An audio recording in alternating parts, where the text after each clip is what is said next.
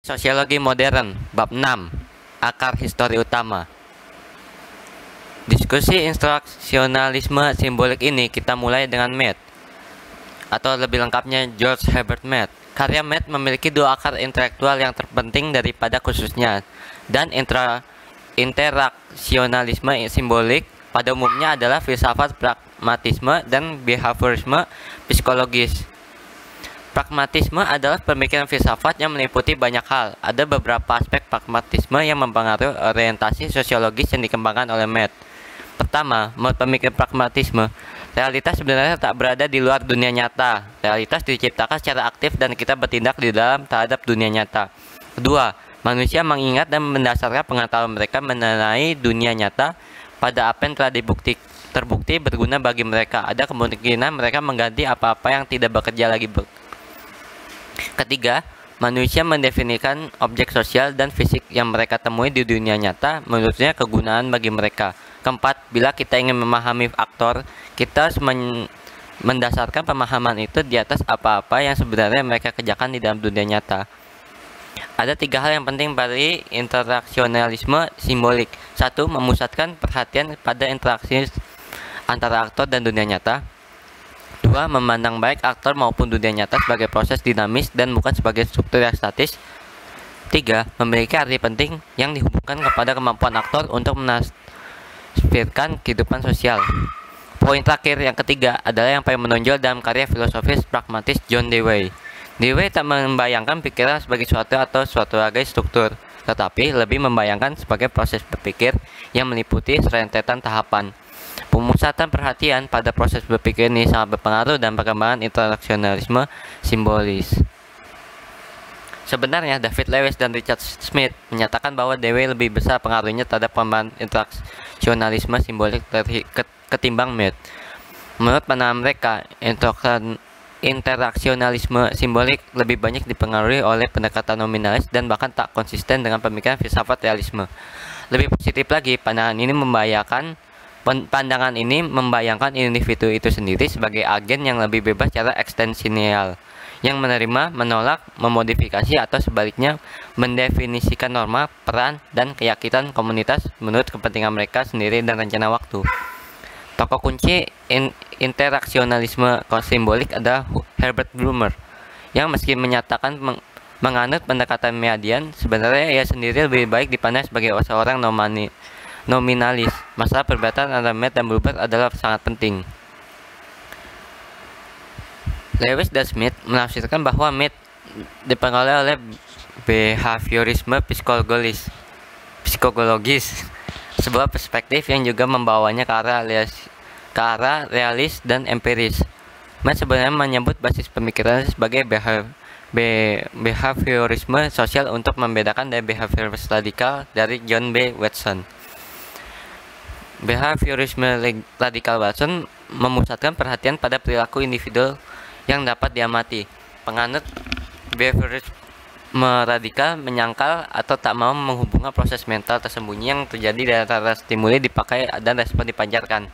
Tapi karena dia menerima empirisme yang berdasarkan dasar dari behaviorisme, Mead tak sekadar ingin berfilsafat tentang fenomena sembunyi ini. Mead dan perilaku radikal juga berbeda pandangan mengenai hubungan antara perilaku manusia dan perilaku binatang. Sementara perilaku radikal cenderung tidak melihat tak ada perbedaan antara perilaku manusia dan binatang. Mead menyatakan adanya perbedaan kualitatif dan yang signifikan. Kunci perbedaannya adalah manusia yang mempunyai kapasitas mental yang kemungkinannya mempunyai bahasa antara stimulus dan respon dan memutuskan bagaimana caranya merespon. Charles Morris dalam pengantar buku New York Mead yang berjudul Mean and Self Society menyebutkan satu persatu tiga perbedaan mendasar antara Mead dan Watson. 1.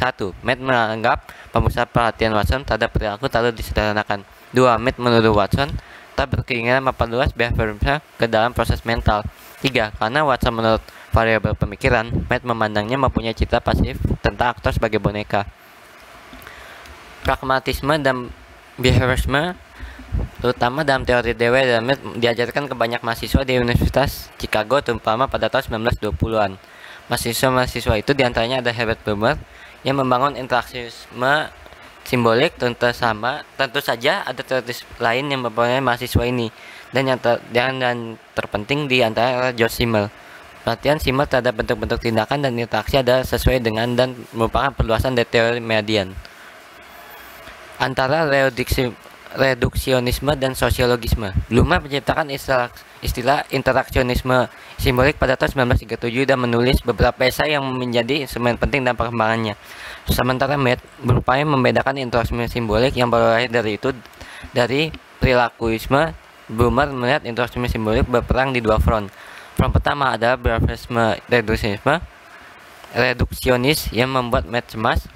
Masih ada lagi ancaman serius yang berasal dari teori sosiologi berskala luas, terutama fungsionalisme struktural. Menurut Blumer, baik behaviorisme meskipun fungsionalisme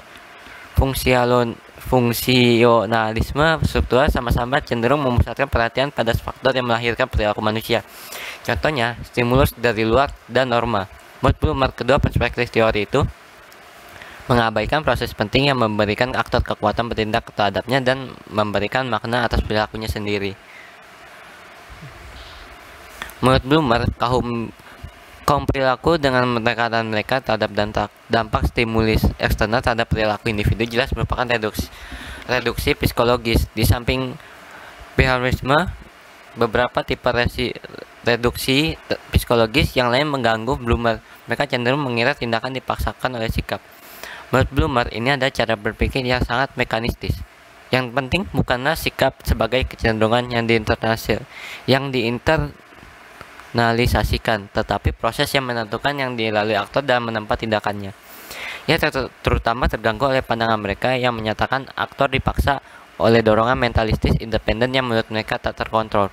Teori Freudian yang melihat aktor dipaksa oleh kekuatan seperti id atau libido adalah contoh teori psikologisme yang ditentang Blumer. Blumer juga menentang teori sosiologi, terutama fungsionalisme struktural yang memandang perilaku individu ditentukan oleh kekuatan eksternal berskala luas. Selesai. Terima kasih.